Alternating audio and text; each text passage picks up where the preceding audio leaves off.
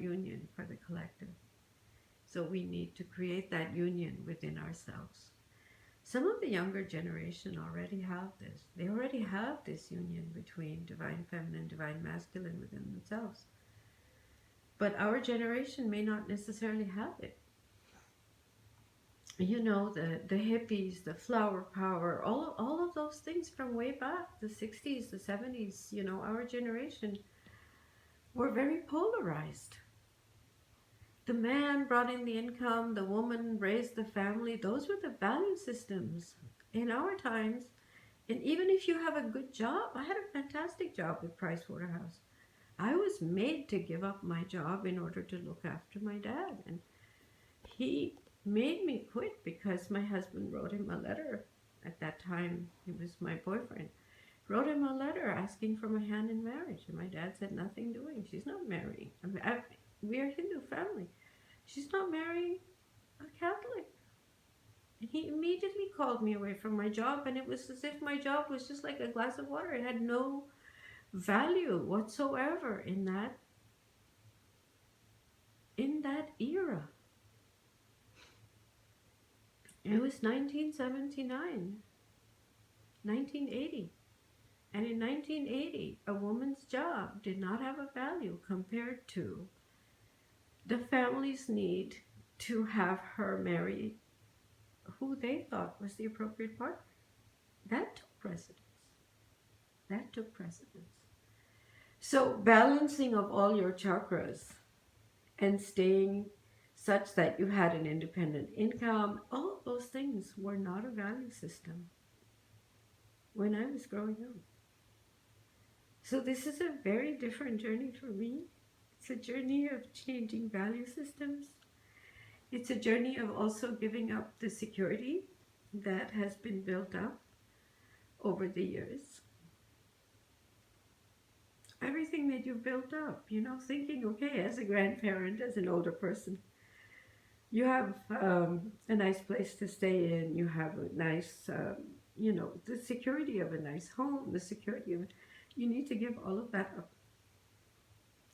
It's called following your north node. So it's about finding out what is your north node and strengthening yourself in your north node. And for me, that is about giving up the need for security, financial securities, material security,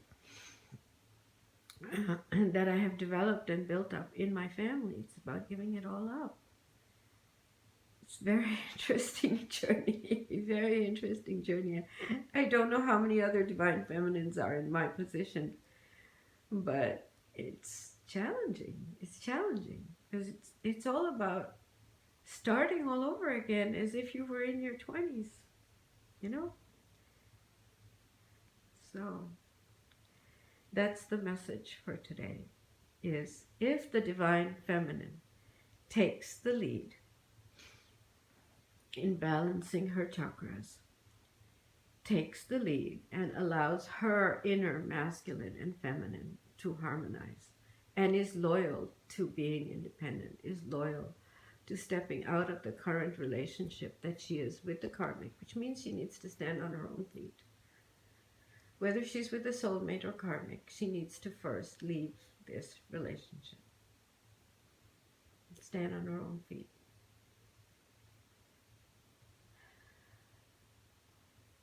And be loyal to herself.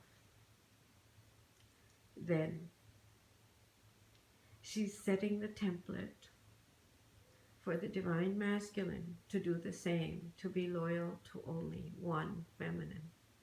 And that one feminine will be his inner feminine.